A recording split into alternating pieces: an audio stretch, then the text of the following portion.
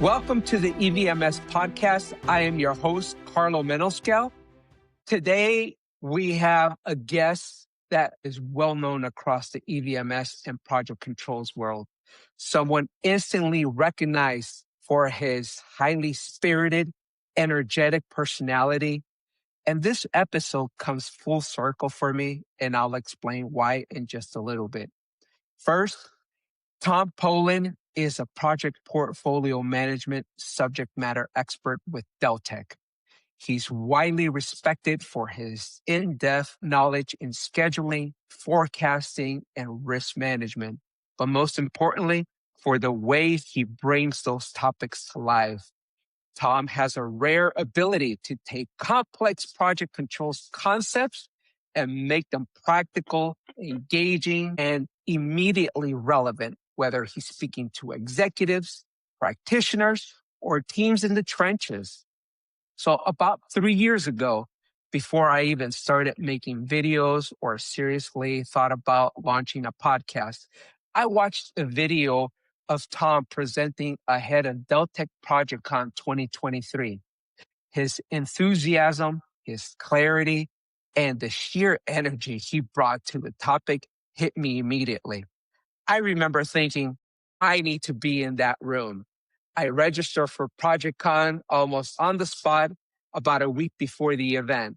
And honestly, that moment played a big role in pushing me towards creating content myself. Without realizing it, Tom helped nudge me into this space. If you follow Tom on LinkedIn or catch his videos through his wife Lee's YouTube platform, you'll notice something right away. This is someone who genuinely enjoys sharing ideas, whether he's breaking down schedule risk concepts, talking through forecasting challenges, or reflecting on life.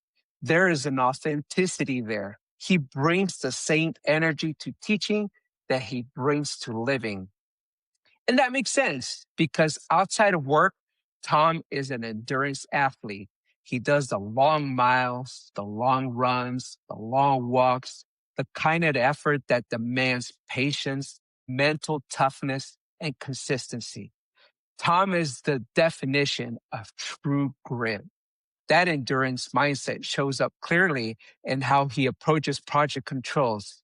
He's not interested in shortcuts. He respects uncertainty. He understands that strong schedules, credible forecasts, and honest risk conversations are built over time, not rushed into existence. Professionally, Tom has a strong voice around risk-based forecasting, schedule quality, and practical analysis. He consistently challenged the profession to move away from manual, repetitive reporting and towards systems and practices that actually support thinking and decision-making. His work and his content focuses on making risk usable, forecasting believable, and project controls relevant to leadership, not just compliant on paper. A project that Tom and I worked on together was through the Department of Energy's Project Delivery Working Group, where Tom spearheaded the Integrated Master Schedule peer review white paper. That effort captured exactly who he is professionally: structured, thoughtful, practical, and focused on helping teams succeed at critical decision points. Now, I've known Tom for about 3 years now, and through that time, he's been a steady supporter of my work, especially my thought leadership efforts, including encouraging me to present at ProjectCon 2025. Those moments matter and they stick with you. As I look ahead to where project controls and EVMS needs to go, especially as thought leadership becomes more important in 2026 and beyond, Tom was an obvious choice for this conversation. He brings experience, energy, humility, and genuine desire to help his profession grow. Today, we're going to talk about scheduling, forecasting, risks, tools, and systems. But more importantly, we're going to talk about mindset, endurance, and what it really takes to do this work well over the long haul. Tom, welcome, my dear friend, to the EVMS podcast. How are you? Oh my gosh, Karlo, thank you so much. You're too kind. I can't believe we've only known each other for 3 years, I think, because I feel like I've known you my whole life. I remember that document we got together for the DOE. I remember getting your input and saying to myself, this guy gets it. And then we met and it's been crazy ever since. And crazy is good. I mean that in the good sense of the word. So thank you so much for having me on today. Oh, well, it's a pleasure. As I'm thinking about this podcast and I'm thinking of thought leaders, you immediately came to mind. And I remember texting you, and within seconds, not even a minute, you responded back and you said, absolutely. So here we are today, and it's great to have you. Thank you. So, Tom, let's talk a little bit about origins, energy, and mindset. You've been in project controls for a long time across multiple roles and environments. What originally pulled you into the space? It was by accident. I was a college hire at the biggest telecommunications company in the world, and it was AT&T. They were re-entering local service, which they were then allowed to do due to some legislation in 1996. And I ended up in a project planning organization, and I had the opportunity to learn a project planning tool, and the rest is history. I latched onto it. I was a C programmer by trade prior to that, so I'm systems oriented. And C programming, and I did some COBOL around Y2K because we had Y2K to think about. And honestly, it was a bit much for me. And project planning made a lot more sense and was more relevant to the real world for me. So I really latched onto it and I really dug into it. And I realized after the first couple of years or I was being told after the first couple of years that I did it as well as people who were doing it for much, much longer than I was. And hey, everybody loves a pat on the back. And if you're good at something, hey, why not keep going with it? Yeah, that's great. So, how about in the EVMS project control specifically with defense contracting? I remember researching you and seeing documentation about you being, with Deltek and even prior to Deltek, quite a long time, and that's amazing that you've been in, just like I have. I've been using, for instance, Cobra since before Deltek actually owned it back in the welcome days. So it's great to see that. But how did you actually transition from AT&T into defense and Deltek? I did a few different planning roles, and I ended up through all those twists and turns in life. I ended up working at General Dynamics in the early 2000s, but it was my first defense contractor. It was my first government compliant EV environment. I had done some earned value before, and I came in as a planner, but the manager of the organization made it very clear that we were to be integrated cost and schedule analysts. So I had to put on my newfound. I had to take my project planning and scheduling skills and bolt cost and earned value onto that as well. And it honestly, just like it does in industry today, it fit hand in glove for me mentally and emotionally. And that's what's expected from government contractors these days. Not necessarily that they need to be the same person, which we were, but they have to fit hand in glove. There needs to be a very close relationship there. Frankly, you're not doing it right, and you're not going to be able to do it to the government standard if you're not doing it in an integrated fashion. I certainly concur. I've been on both sides where you have to wear both hats, cost and schedule, or just cost specifically. But certainly they have to marry up. And when you're not doing the scheduling, you have to have that great relationship with your schedulers, and so you can both speak the same language and ultimately help the contract perform very well, right? Tom, people immediately recognize your energy when you present or teach. Where does that enthusiasm come from? This is a tough question. it's not a tough question to answer, but it's a tough question for me emotionally. And I'm going to be very candid with you. People who know me know that I bring my whole life to work. I bring my whole self to LinkedIn and to podcasts and stuff. It came from a place of fear. I am a systems-oriented thinker. That doesn't mean I'm an extrovert. It usually means, the tendency is to be more of an introvert. And I am an introvert, and people don't believe me when I say that.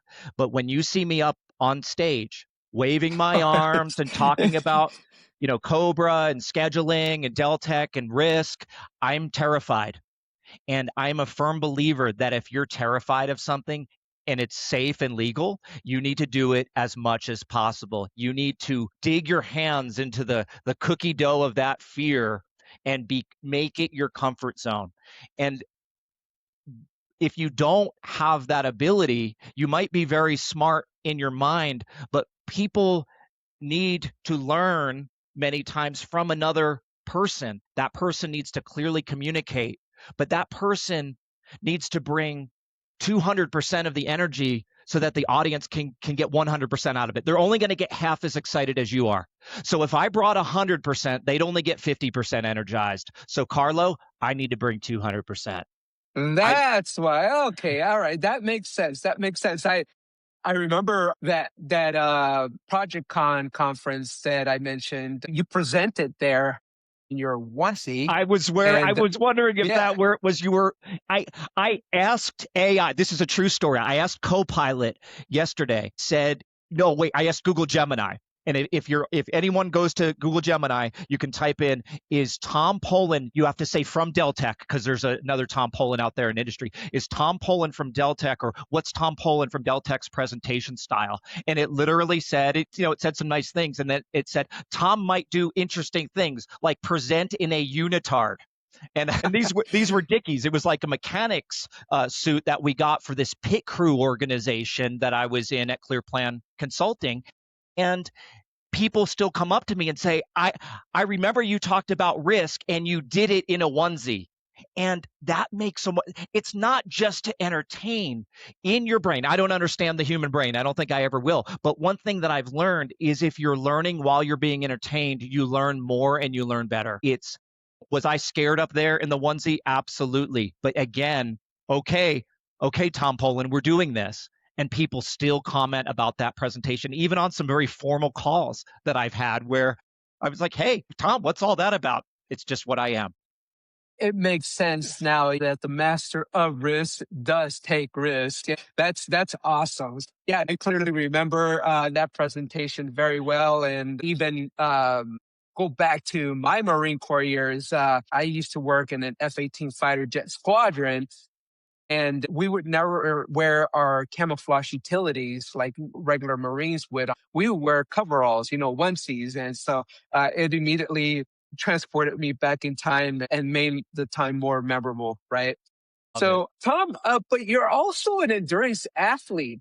How have long distance runs and long walks shaped you the way you think about uncertainty, pacing, and staying disciplined over time? You just hit the nail on the head. Is it teaches you when you do a hard thing, like I recently ran 314 miles in a single race, you have to think of it physically one step at a time. You try to visualize 300 plus miles, 200 plus miles, 50 miles. If you try to visualize that and say, how will I do that? You can't. It's over. You will never make it out the door. You have to say 300 miles will be accomplished in a series of small steps, each step containing its own uncertainty. Am I hungry? Does my leg hurt? What do I need to do right now? And then before you realize it, you're done. It's the same thing with a project. It's the easiest thing in the world is to say, this is a 3-year project. It sounds like we have 3 years to do it. Let's get it done. You have to look, what's our risks next week and how do we overcome them? What would good look like next month? What would bad look like next month? Is bad likely to happen? If it is, we better take these steps now to make sure that next month isn't bad. If we are too focused on the goal, you need to know what your goal is.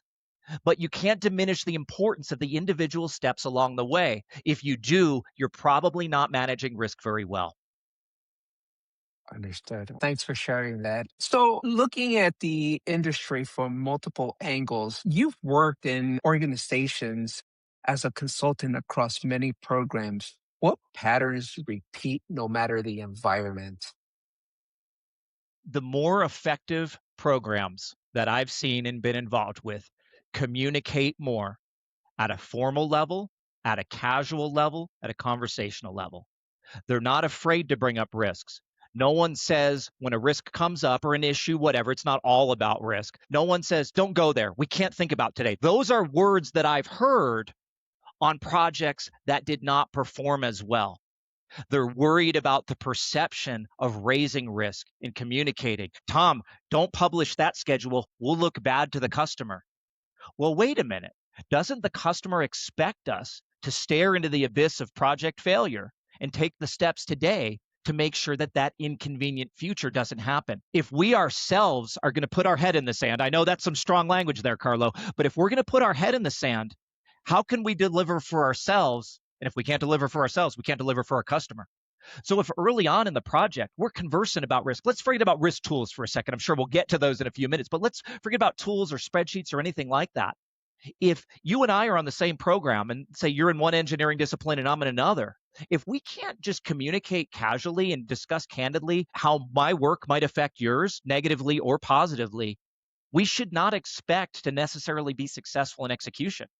If I sit down with you and say, hey, Karlo, I'm still in my early phase of engineering, but I kind of need to understand now if the way that I'm designing this is going to work for you when you take the ball from me to manufacture that next generation fighter, radio, whatever it is.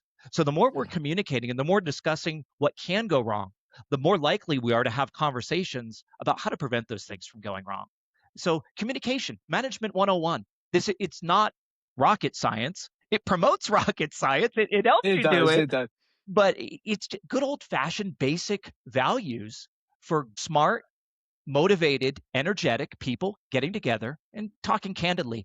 As basic as that sounds, I've seen it not happen that way, and I've seen those programs struggle. I've been part of some great organizations where we all become a family. It drives mission success to a greater height, and it's great when organizations talk amongst each other and instead of being siloed. Conversely, I've been in those type of organizations that do silo themselves, and you only see your management once a week or once a month, and they really don't know the work that you're doing. And I concur that it's critical to be able to have those casual conversations, those formal conversations, and present reality to help with mission success, right? And by my actions, let me add one more point to that because I missed it. I missed a pitch there. Equally as important in that family, now not true family, but mission success family that develops prime and subcontractor relationships should not be as adversarial as I've seen them. And that ownership, I'm not saying it's all like that. I don't want to just cut the industry off at the knees here. I've seen some really brilliant relationships form between prime and subs when they all work together as the same team. I've been on subs where they've said, like I alluded to earlier, Tom, we can't share that schedule with the prime. Why not? They need to know that we have risk and we should be working together to make sure that the inconvenient, risky future is mitigated now. And that could be an all hands on deck kind of situation. Could there be a short-term reputation hit from bringing up risk as a subcontractor? The reality is yes. However, my belief is when it's candidly discussed, it might start out neutral to south of neutral, but it will come together like this, and that you will come out of that project with a high-performing team of prime and subcontractors, and those should be the first choices for the next big impossible job that suddenly becomes possible, like my friends at NASA do all the time. Agree. And I love your hat. And the timing is perfect because the Artemis launch is coming up here. So can you tell it's big on my mind right now? I was a space shuttle kid. I was involved in the early stages of that at a company called Orbital Sciences that's now owned by Northrop. But even absent that, I was a kid watching the space shuttle, in the first launches and everything like that. I had all the different size models and everything. Anyway, back. Yeah, no. And that reminds me, I need to make sure that I catch the launch. I can watch it from my house. My bathroom window, master bathroom window faces the coast, and I can see the launches from here. I get SpaceX launches over Arizona from the West Coast, so I get to see like what's going on up there. Oh my gosh, Yeah, yeah. something's happening up there. So, Tom, from a broader vantage point, what do most organizations fundamentally must understand about project controls? That it's an integrated process into project execution. It's not a tax on the program. It's not something we have to do to keep the government happy. When it's done well, it does keep the government happy, but you do it to drive execution of the project. As basic as that sounds, I'm going to be careful here. I don't want to, again, I don't want to tell the industry that we're doing it wrong, but I think let's put it this way. I think it works best when project controls is so incorporated into the team of project execution, the engineers, program management, the program executives, and the customer, where they're looked at with the same credibility, status, and trust as any of the engineering functions on the program. The engineering is great. Without the engineering, we never get into space. We just talk Yeah. about it and we make schedules. But at the same time, we need those schedules to drive and muster the resources and the activities to meet the scope to get the rockets into space and the other exciting things that the defense, energy, and space industries do. If you don't have a good plan, you could probably still get it done, but having a good plan gets it done on schedule, within scope, and on budget. And that should not be ignored. It should not be diminished. The pep talk that I give to new planners is don't shy away from that team. Integrate into that team. They might give you the cold shoulder in the beginning, but if you keep your energy up, you sharpen your axe and your skills to be able to develop the plans that drive execution, you're going to be sitting shoulder to shoulder with them. And that's a really beautiful thing when it does happen. And that's true integrated program management, right? You integrate together and you have those relationships and you can discuss and don't shy away from having a conversation with an engineer because he's very technical and here you're talking about schedules or costs. They also need to understand how their work is impacting performance overall in a project, right? My So advice to new planners always is go to Wikipedia, learn about the technology. Now you can ask AI about it, and you're not going to understand it unless you really commit to engineering. You're not going to necessarily understand and design the way that the engineers do. But, I had a conversation years ago where I expressed an understanding between the difference of a rocket engine and a rocket motor. And my control account manager stopped and said, a lot of people get that wrong. And I say, I'm into this stuff. I really enjoy it. And we had a stellar relationship after that one moment, just like the moments you talked about earlier with you and me and getting into this. It was a real moment for me and him. There was resistance from him prior to that. And we slowly started buying into each other. And that was really cool. And we had better information. And that allowed me to help better develop the plans that drove execution of the project. amazing. In a previous episode, I spoke with Dr. Josh Ramirez about behavioral project management, things like cognitive bias, optimism bias, cognitive overload, quietly shaping plans before execution ever begins. Drawing from your own experience, how do you see human behavior influencing initial planning on complex programs? What separates a schedule that looks good from one that actually supports leadership decision making? My observation, now I'm not a doctor, but my observation, so all I've got is what I've seen, is I like this, but I don't. We're hopeless optimists as humans. Honey, I'll be there in 5 minutes. I won't be there for another hour.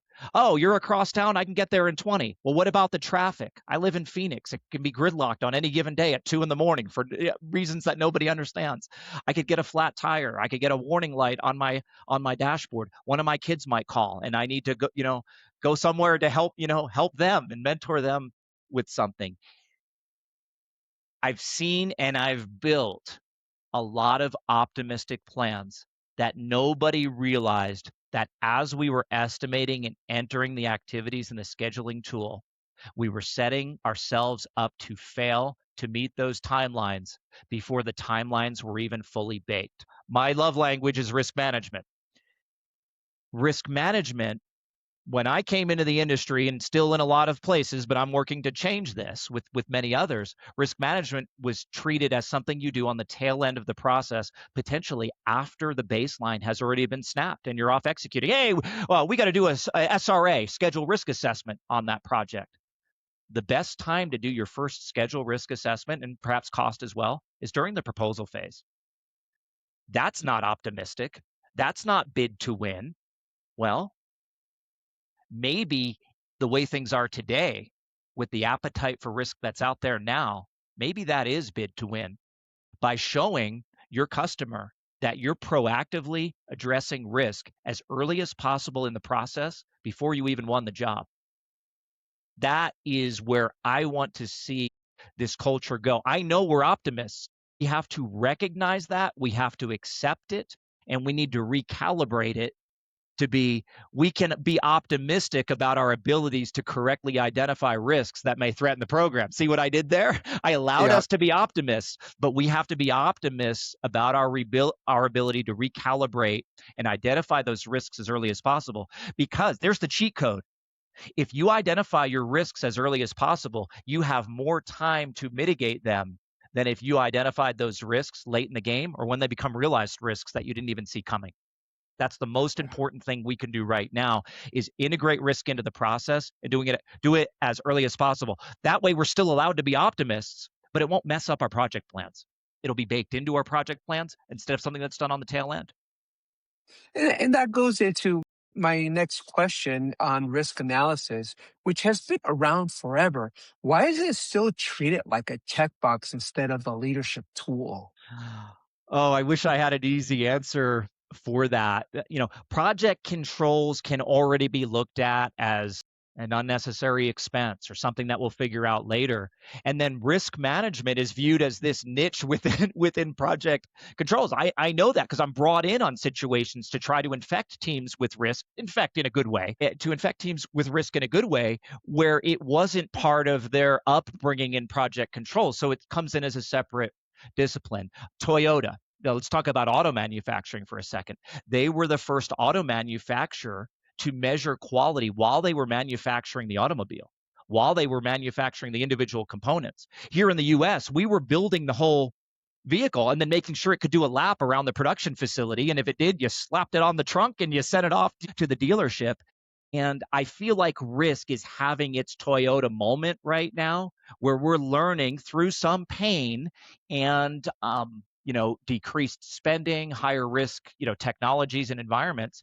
You better start doing it as early as possible, because if you own project execution, you own the risks that may prevent successful project execution.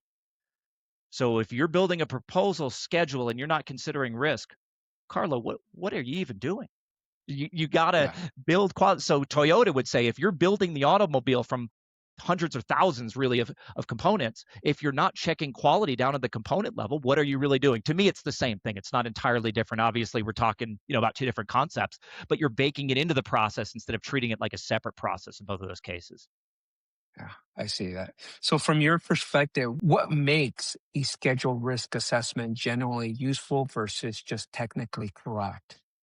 This is where I've got to learn to lean and look over at the analysts and equip the analysts and say, you're not going to go to the risk briefing and show chart after chart after chart after chart. That is the good way to kill the effort or diminish the effort. And I myself have trained people and continue to train people to make those charts, because you need them for background information and you need them for validation and justification.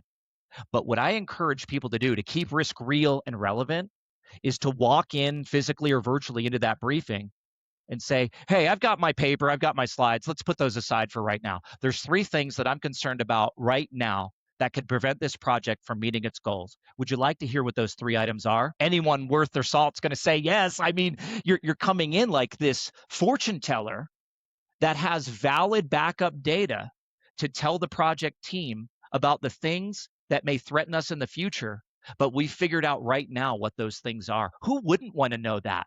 Even if the PM says, oh, you know what, number 3 wasn't relevant to this type of project at all. Cool, fine. But I'm not going to raise it because what they might say is, we haven't really thought about that third one. Could you tell me more about it and how it might impact project execution? Win. Touchdown. There you go. There you go. And so, unfortunately, I've seen it even when leadership just cares about the optics, protecting the optics instead of having those true risk discussions. And how do you break that barrier and make sure that everyone buys in on those discussions instead of just protecting what the prime might look at and just not not really identifying what's important? So one, that's very situational, but the majority of the times where I've gotten headway on this is, so executives, let's talk about risk. Are you comfortable with your cost and schedule execution right now? You always finish on time and on cost. You don't have any of those inconvenient variance reports or anything like that. We do have variances that we need to work out. Cool. Do you know what the causes of those variances are? Oh yeah, we've got documentation on that. Do you take a look at it? That's where I see some head nods and smiles, kind of like the embarrassed smile, like, oh, we could probably do that, a little better and more. Well, one, with artificial intelligence, it's easier now than ever to have AI correlate, internal AI. I know, especially in a federal environment, you can't just, upload your documents to public chat GPT and, have it draw conclusions. So, obviously teams and, CIOs and stuff need to be very cognizant of that. But if you have some method to do a Pareto analysis of what frequently happens and where you frequently do have variances, well, how could we have prevented that? How we could prevent that in the future? And you start to bring them towards an attitude of hindsight. Those variances already happened to, well, what variances based on that information are likely to happen to us in the future? And I used a keyword there, likely. It doesn't mean that they will. But let's take the steps now to make those future variances unlikely. That requires identifying risk, socializing the risk. There's that communication again. And then if a risk seems like it should be reasonably carried on the project, what can we do today inexpensively to prevent those risks from becoming realized? So do all the executives fully buy in on that? Not necessarily. Sometimes they do, sometimes they don't. But in most cases, I've got permission then to take that approach down to the streets, down to where the work gets done on the projects, and infect them with some things that they can do during the project controls process to prevent future variances from happening by steps we can take today. Yeah.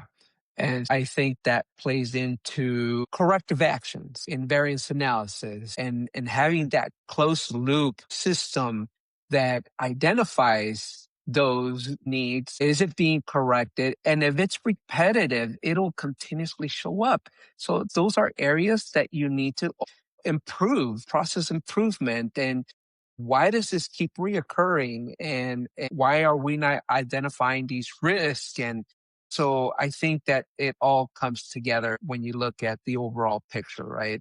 Yeah. If you're writing the same corrective actions month after month, program after program, if I'm your prime contractor receiving those, if I see enough of that, 3 to 6 months of that, and then it's the next CLIN or the next, the next Task LRIP, order. whatever it is, the next quarter, the next annual check-in or whatever, I'm going to raise some questions. Doing the same thing over and over again, depending on who you ask, they'll tell you it's the definition of insanity. So, there's the corrective action at the micro level, but then there's the corrective action at the enterprise level, where I might start to question, if I see the same habits and behaviors over and over again that are driving variances, are you sure you want to be in this business? Now, I'm not going to ask it like that. I don't want to get kicked out of too many more conference rooms than I already have, but I'm going to find basically a delicate way to say, to bring that information together, because they might not realize it, because let's face it, the music in this is the technology and going into space, but the project controls help that make that happen. So if I see a flaw, a perceived flaw in any area of it, from the engineering through the execution, through the planning of the execution, the prime contractor should be bring that up, and the government should be bringing it up to the prime contractor if they see the same thing happening over and over again. But from a soft skills standpoint, like you were referring to earlier in cognitive behavior and things like that, let's not make it bad. Let's reassure the subcontractors that we're in this together. If they're having a problem with something, that means me as the prime is having a problem with that, which means the government is having a problem with that. And that's where we should act as one team or family, as you said before, and solve it together. If it's punitive, that just builds barriers and creates divides, and that interferes with execution. So I've got some more reading to do on that, on the cognitive behavior that goes behind making project execution work, because I think you're onto something here. Certainly, Dr. Ramirez is onto something there too. He was at NDIA a couple of years ago and presented, and that's why I brought him in, and we had a great discussion. So if you haven't checked out that podcast yet, I highly suggest that you do. I'm remiss that I haven't seen it, but hopefully we can bring him back to the IPMD. I'm the photographer. I'll take a picture of the two of you. That's great. That's great. Well, thank you very much. So when you review schedules or forecasts, what red flags jump out immediately? Schedule quality. It's something I've been closely associated with, and this is going to lead towards risk because that's how I'm wired. If the plan is not suitable to drive execution of the project, throw it away. You're not building the plan to meet an estral or a cedral. You're building the plan so that you have the right resources at the right time to do the right work. The right resources at the wrong time is not efficient execution. The plan will tell you when to have those resources ready, what tasks they should be dedicated to, and the steps that they need to take to get the job done as a team, the handoffs between organizations. So if the schedule can't do that, if it can't drive execution, I don't even want to run a risk assessment on it to figure out, what might go wrong and for how long and for how much it'll cost. That baseline schedule, starting at the proposal phase, needs to be a chunk of iron that is the oracle for everyone's marching order. Will there be variances? Will there be baseline changes? Absolutely. Always. Yeah. Otherwise, we wouldn't need project controls.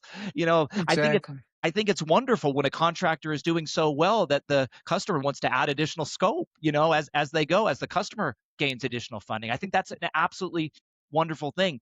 But if that schedule is not suitable from the baseline through those changes to drive execution, you're just doing it to do it. It's like just turning a crank that's not connected to anything. Like, just save your arm, save your effort. Now, yes, the schedule is still due, so let's do it right. It does need to be handed off to the government, so let's do it right. Let's give them our true marching orders so that they can take a look at it and see if they agree with it. And if they don't, full stop for a short period of time to figure out where we're missing each other, where we're not connecting.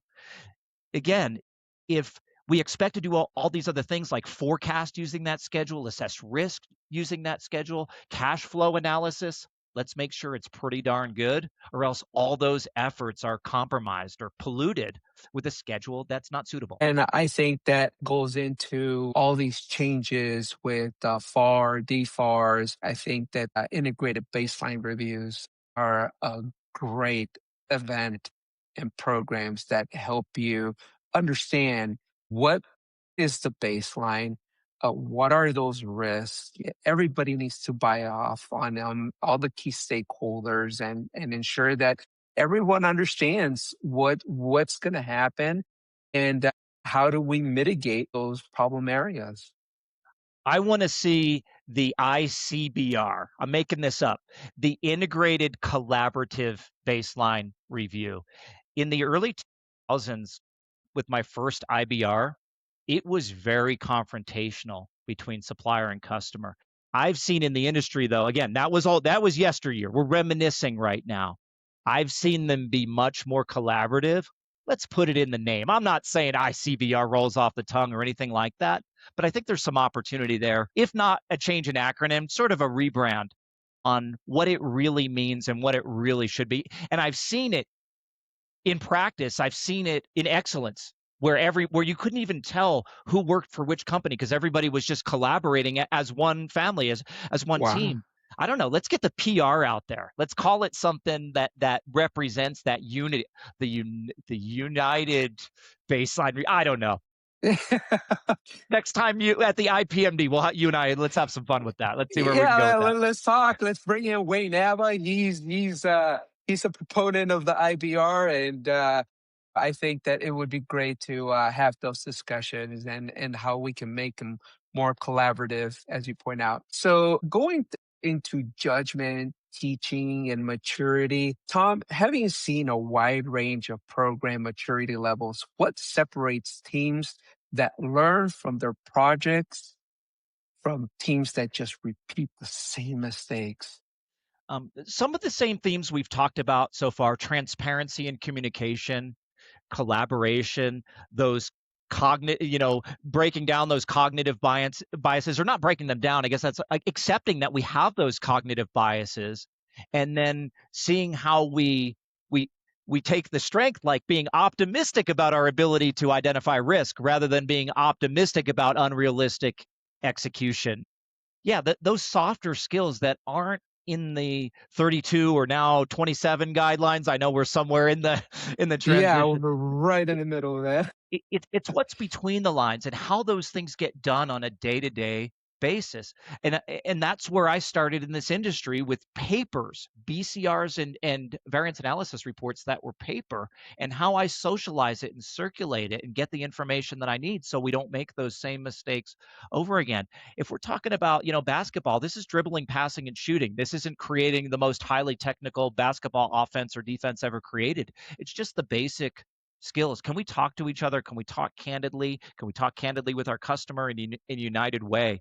That's really where I see the secret weapon in project execution really is. Hey, we got to do some of the paperwork, and I'll be fully transparent with you. I think we've gone through cycles where we're over-reporting and then somewhere we're under-reporting. And honestly, I'm fine with either one as long as we're taking the steps day to day operationally to bring project execution to life. Yeah.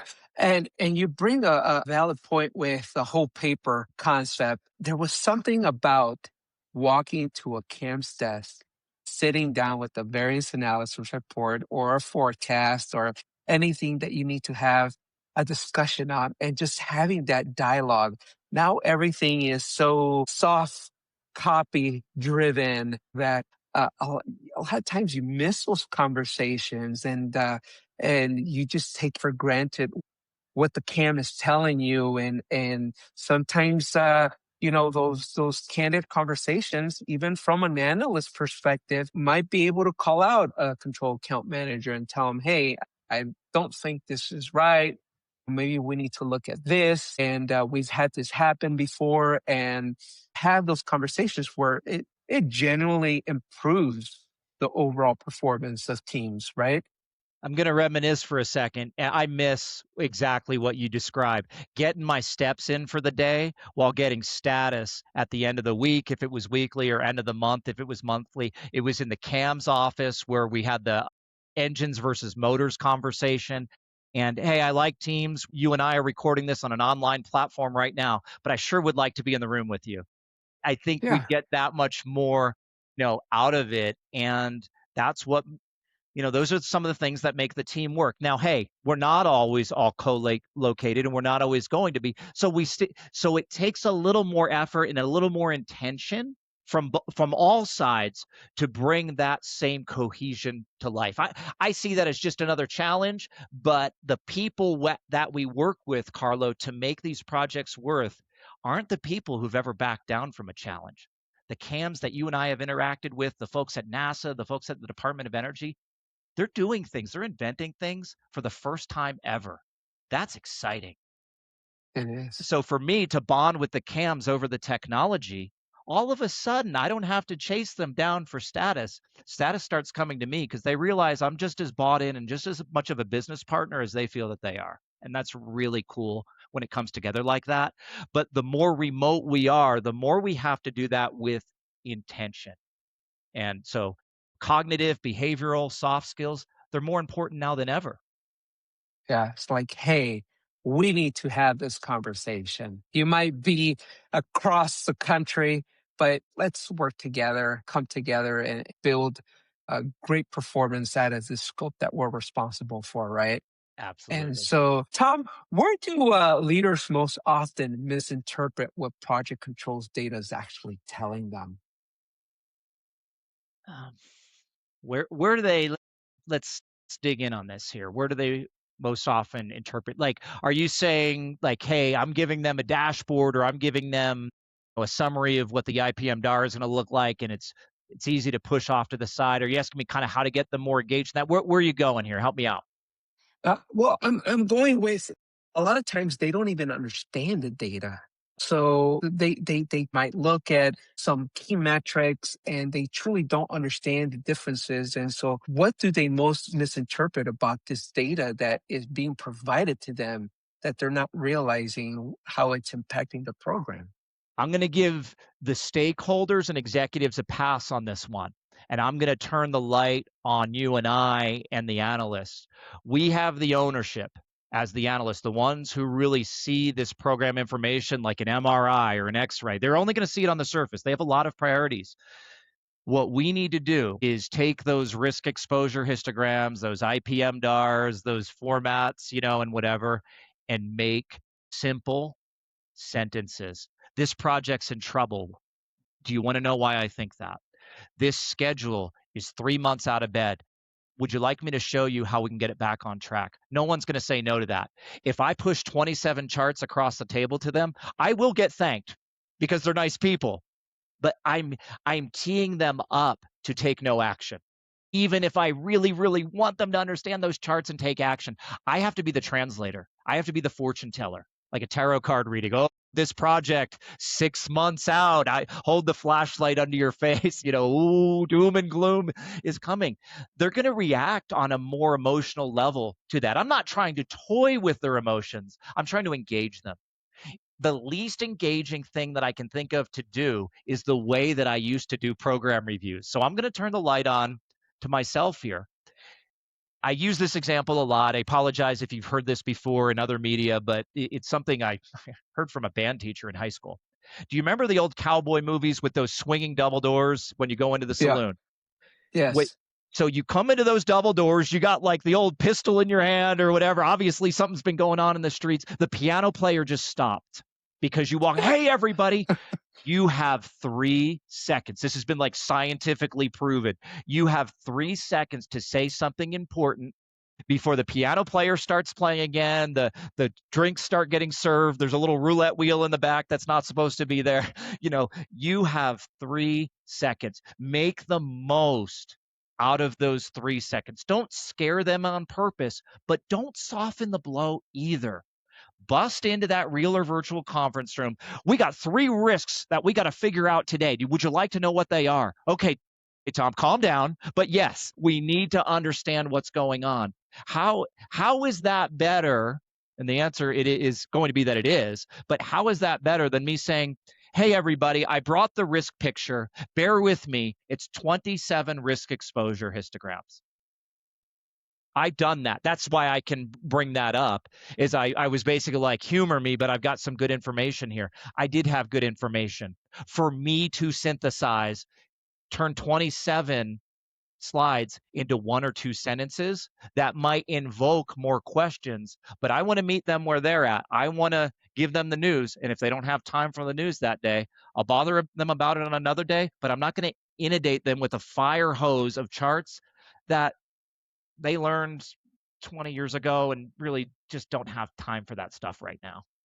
So I better Um, hit them hard with what's important today and deprioritize the stuff that they need to know, but not necessarily right now to make decisions on. that's say that accountability is not up to the just to the leaders and to the camps, but also the SMEs, the schedule SMEs, the cost analysts that are heavily involved in the data. And that's where I went back earlier when we were talking about the sit downs with the variance analysis report and talking to the camps and walking them through these issues. It just helps them understand the big picture, what's happening, things that they might miss because a CAM, that CAM responsibility might be just 10% of their overall work, right? And so they have more responsibilities, and they might not have that focus that you Yeah. need to shine the light on. I like that. And I probably spent 20 words trying to say focused. We're their radar. Let's give them the simplest, easy radar with a green blinking or red blinking light on it and point them right to there. They don't need to know how the radar was constructed. They need to know where the blinking light is. That's what we can do for them. The executive is going to thank you. And what I've seen happen, I know this is one of my little Tom Polen detours, but I've seen people who have been able to show that they can create that radar in an earned value environment, and they've been assigned to projects elsewhere in the company that are a big deal to the executives that have nothing to do with earned value management or program execution, but are really hard things that the executive needs very concise summaries on. And I've seen it really elevate people's careers. And maybe they found their way back to a project controls and earned value, or maybe now they're doing something completely different and weird to us, but it's where they found their calling because they were able to synthesize these facts for management into packaged decision making, gift wrapped things that they could say, you have an A or B decision here. I don't need to show you all the basis behind it. It's available if you want it. What do you choose, A or B? And I'll be happy to talk through either one with you if you need more information. That's someone the executives are going to realize they can count on for darn near anything. And that might be one of the next executives of the company. And I've seen it happen. I think it's critical to be able to summarize and compact things to sharing the knowledge of what's truly happening in any program. And yes, you quite often see those being elevated to greater responsibilities because of the way they communicate, the way they share ideas, solve problems in a collaborative environment, and taking it to the people that are ultimately responsible for the numbers at Wall Street, right? So, Tom, if you were advising a new program manager or a CAM stepping into a complex program, what mindset shift would you want them to make early? Be confident with what you know. Don't be scared to speak up. Be transparent. If you're raising, again, my lens is risks. If you're raising risks that you're not sure if they're risks, just raise them anyway. And you'll learn. If it's not a risk, you'll learn why. And you're honing your craft. You're sharpening your axe. I was very quiet early in my career. It was a confidence problem, and it held me back. I was afraid to ask the wrong question or say the wrong answer.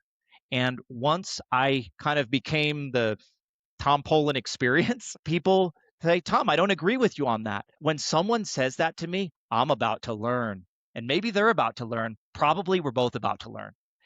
If I don't say anything, there's no one to agree or disagree with me. Speak up, be loud, be confident with what you know. I gelled early on in software projects because of that software development background that I told you before. Like, you're programming in ADA because it's a defense program. I learned a little bit about that in school. How does that work today? Do they still use this, and this? Oh, no, Tom, that's the early 90s. Cool. What's it like now? We're engaging. I'm being confident in what I know, and I'm being confident in what I don't know, and I'm learning from others. Before you realize it, you're handpicked for that next team, for that next project. And I'm like, I don't think I'm ready for that. I still think I'm kind of dumb. Well, you're asking the right questions. You're speaking up. And I saw my own career accelerate once I was more willing and able to communicate. Now, for some people, for extroverts, they're like, why is he even talking about this? Well, for those who find their way in project controls, like myself, not everybody, I latched onto it because it was systems oriented thinking. Just making some back of the envelope correlations here, systems oriented thinkers aren't necessarily the most vocal people on the team. They certainly can be. I'm not trying to put people into different personality categories, but I'm going with some tendencies that I've seen over time. And the best thing that I do now when I'm helping and mentoring those people is, yes, we'll talk about the technical, but we'll talk about personal empowerment as well, transparency, and not being afraid to be wrong, and not over communicate like I sometimes do, but communicate at the right level with the team, meet them where they're at in the conversation, but not hold back either. That's where those soft skills come in. I think it goes back to that important adage that there are no stupid questions. The only stupid question is the question not asked, right? Totally. And so we become smarter by asking these. Yes. Yeah. So, Tom, I want to talk a little bit about technology, AI, and professional judgment. So, without getting into any product roadmaps, how do you personally see AI influencing EVMS and project controls, particularly now that you're at Deltek?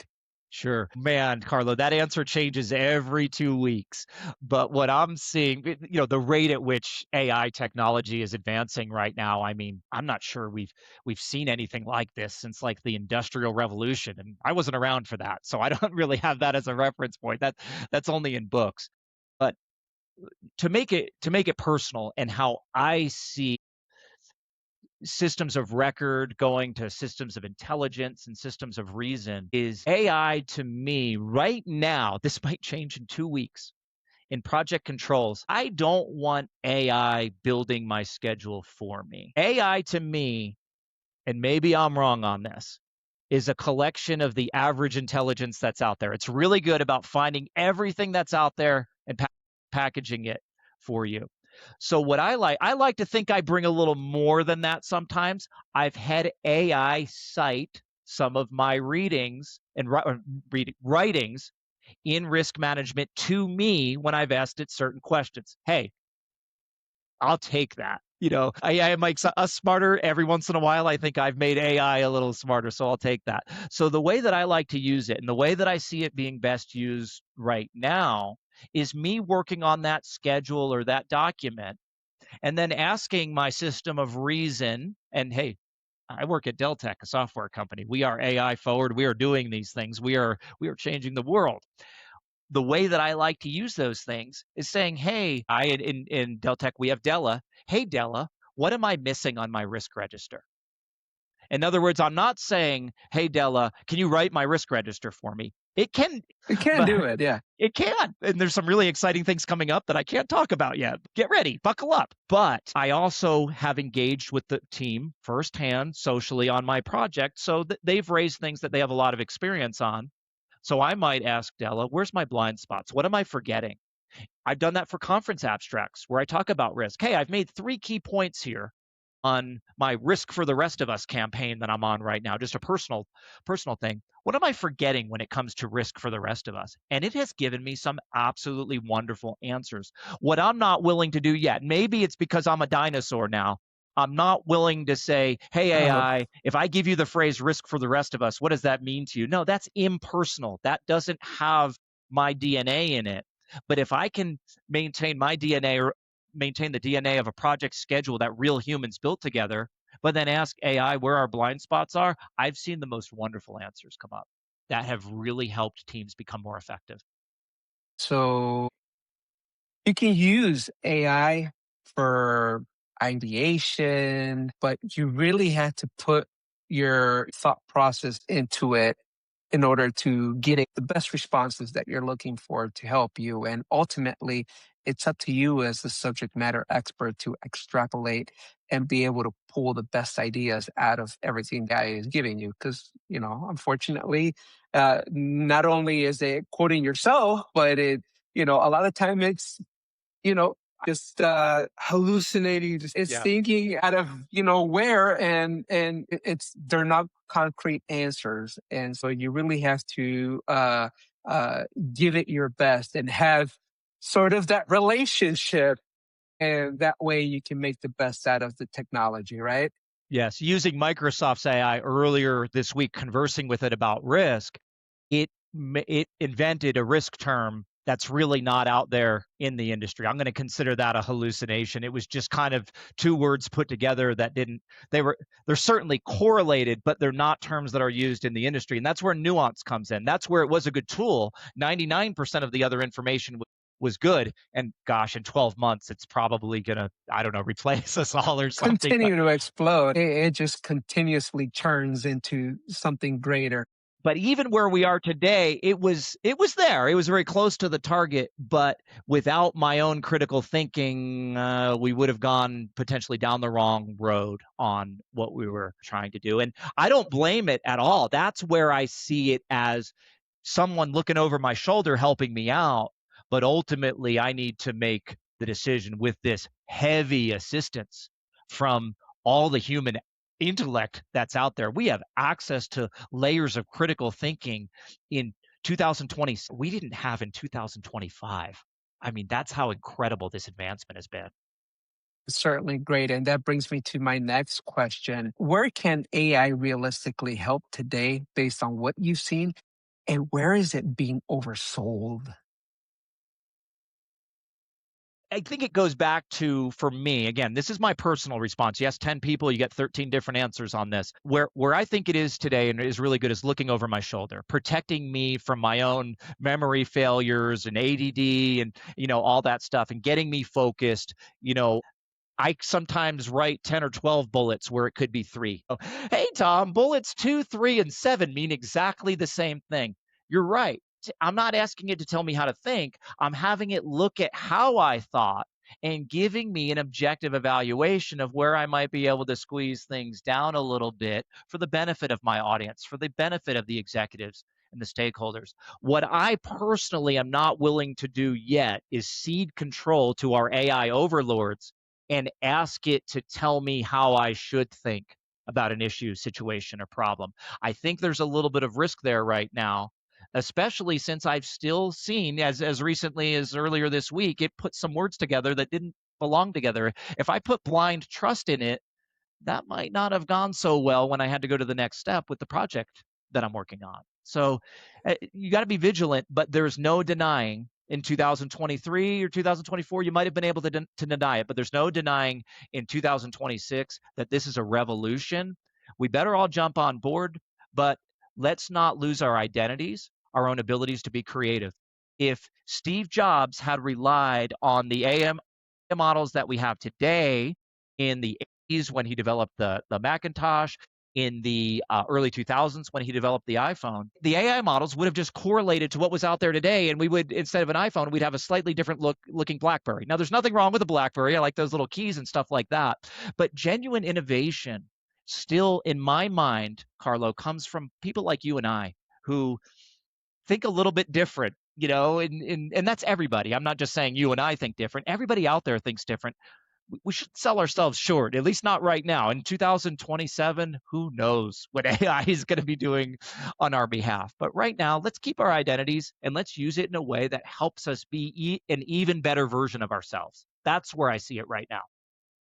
I concur, and I think that professionals should think about AI as an augmentation to judgment, not as a replacement for it, right? Yes. Yes. Yeah.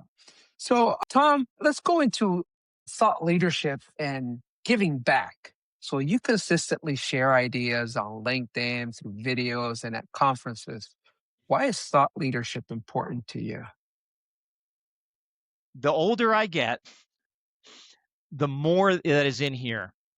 And as I think you know, in 2021, I went away from the industry. I didn't go anywhere. I went away, but I didn't go anywhere that was helping the industry. And I went running a lot.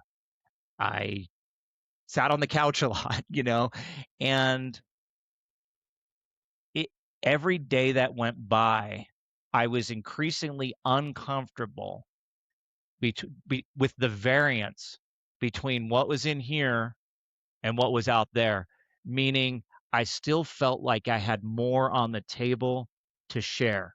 Am I the all knower? Absolutely not. Do I see myself as a reasonably good contributor to this industry? I do.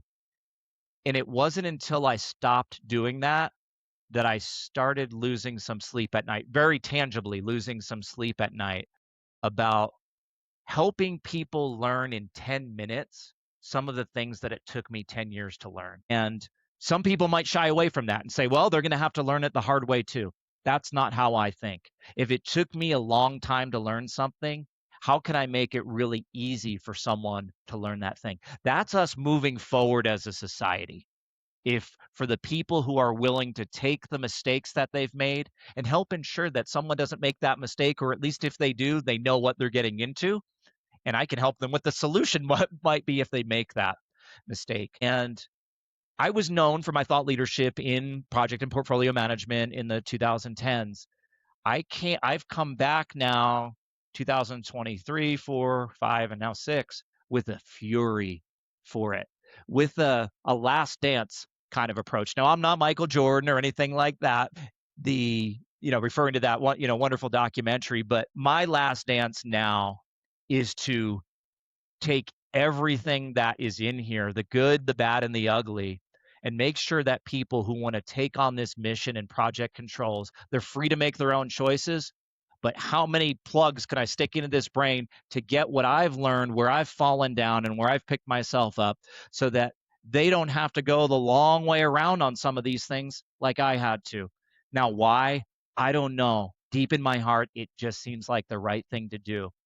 So if I can even further elevate the energy that I bring to a presentation to have people enjoying it and be more attentive and therefore learn more during the presentation, Karlo, in 2020 and for the foreseeable future, I'm going to bring it. That's awesome. I think that's great. I believe we're still years away where we can have an AI just download everything, all our experiences into a system, a repository. How would Tom Polen take this problem and fix it? What would he do? And Karlo, is the world ready for a podcast called the Tom Polen Download? so there you go. I think the world would truly benefit from it. So please take that into consideration. I'm happy as a guest right now, but my head's tickling over here. I'm not sure why. Oh, that's a good thing. Tom, what advice would you give practitioners who have strong insights but hesitate to put their ideas out publicly, just like you helped me? It would be easy for me to say, take chances. We're not all wired that way. It's not like, oh, Tom Polen said take chances, so now I will go take chances. Take chances that you're comfortable with. Are you intimidated to speak up in that meeting? Take a deep breath. Say, hey, if you don't mind, I've got something on my mind. I've got something to say. Take chances for where you're at. Some of the chances that I take, some of the places that I apply to speak at or keynote at, they're big swings. I get rejected more than I get accepted when it comes to where there's going to be audiences of 500, 1,000 or more. I'm taking those chances actively right now in the unusual and weird way that I do merge ultra long distance running with project controls. And some organizations have had an appetite for it. One event that I was accepted for got cut because of the government cuts. That was going to be the DOE PM workshop last year. It got me down that I didn't have that opportunity, but I'm going to keep swinging. So for me, the swings are a little bit bigger. If someone's looking at us right now and saying, I don't want to be that guy in the NASA hat, you don't have to be that guy in the NASA hat. But don't be afraid to push out of your comfort zone when it feels right, but you just don't feel ready. Pretend you're ready. Fake it till you make it. Have that uncomfortable conversation with the program manager or the executives. They might make a face, but if you do it right and you did your homework and you took that deep breath, they're going to thank you for it. And it's going to open the door for more opportunities. It sure has for me, and it sure is for you, Karlo. So That's great advice. Thank you for growth, sharing that. I think in my LinkedIn post today, I said something along the lines of growth is on the other side of discomfort or something like that. If you're going to grow, there's a lot that goes into it, but part of it is making yourself uncomfortable at the right time and the right way that it feels okay to you. I think that's probably the number one advice I was given by many leaders across the industry when I was thinking about starting my own company. And just go out there, get out of your comfort zone, experience what it's like to manage a company. Or even before that, when I was at my previous firm, I was a little uneasy going into that role. And so many just challenged me and said, hey, just Go out and do it, experience it. You will grow tremendously. And sure enough, it brought me to where I am now. And I'm very thankful for that advice. And I'm very selfish about you pushing your comfort zone, because that's how you and I met, is when you pushed out of your comfort zone. And I don't want to unmeet you. So I am really, really personally thankful that you did that. And the fact in the intro that you said that you found inspiration to do that from me, I could cry my eyes out right now. I'm going to hold it together for your podcast, but there's going to be a little moment. There's going to be a little moment after this where I really reflect on that. And I think there's going to be the little tear that wells up in the corner of the eye, because that was really meaningful to me. I almost had to have you stop and like start over again. But we pulled through there, and I'm glad that we did. No, and it was telling truth. I felt I was inspired by you, and here we met. We had multiple conversations across IPMDs where we regularly see each other, and I'm forever grateful for those conversations, the insight that you gave me, and I still have to work on a few more additional tips that you provided. But like you said, it's getting out of your comfort zone, out of that shell, and experiencing what's out there and sharing your ideas. I think that's great for everyone, particularly those that have something to say, but shy away from putting their ideas out there publicly. Yeah, you're smart. You all, not just you. You're smarter than you think. Don't be shy about that. So, you know who tells me that? AI. It was like, you have a lot to share. You just you just don't think it's true. But you just have to go out there and experience the world, right? And give it your best shot. Go out there, go out swinging, right? That's the best thing that you can do in life. I forget if I mentioned this earlier. I asked Copilot this morning, is Tom Polen of Deltek a good presenter? And I held my breath to see what was going to come up on the screen. And it had good things to say. But again, I didn't even know which way it was going to go on that. And it used terms like energetic. And I was like, I'm perceived that way? But the self-hatred is real. Just because I'm perceived as energetic doesn't mean that I believe it. But for this objective collection of human intelligence to come read that back to me, that was kind of a moment. And it wasn't even really a human on the other side of the conversation. So I'm still kind of hyperventilating about it, because I didn't know what was going to happen when I hit the enter key. I was prepared for some hard-hitting statements that may not have been so nice. It was an artificial intelligence introspection. It was. Right. So, well, Tom, in closing, if you could reset one belief in how the industry thinks about EVMS and project controls, what would it be and why? Wow. Okay. It's got to come back to that. The way that I don't have a solution for this, but what I would reset is the way that all the different functions that make project execution happen can be organized and have been organizationally siloed. I don't have the solution. I don't know how to correlate all these functions into a single function. We got our IPTs, we got our control accounts, we've got contracts management, we have earned value management, and we sometimes are all reporting up through different VPs in the company. Then we're matrixed together to execute a project. So I don't have a great answer for your question. Maybe I need to ask Copilot, but the more cohesive we can be, the more we can kind of, for Ghostbusters, never cross the beams, but the more we can actually cross the beams or have a single unified beam. And I don't mean to sound too like, hippie here, we must all love the earth or something like that, but that's sort of where my thinking is anything that we can do to improve alignment between these related functions that sometimes can be siloed. How do we bring them together? How do we have them working together towards the same goal and reinforce that we are together, even if we do have different VPs, even if we're not co-located? How do we unify for the benefit of the customer? So for the DoD, that's the warfighter. For NASA, that's, how do we do more phenomenal things in space? I think the goals that we can get to when we're more united are worth it. So Not great. I think I had some better answers to some more concrete questions, but it's okay to dream sometimes too. And it's okay to not always have the best answer. But if I Hey, just sat here and kept my mouth shut, maybe someone takes what I said and goes, yes. And then I helped them elevate something that they've been thinking about. So I'm not afraid to open my mouth. It's not always the most wonderful answer, but I'll have it 10 minutes after we're done. I'll have it. Hopefully, we got somewhere with that.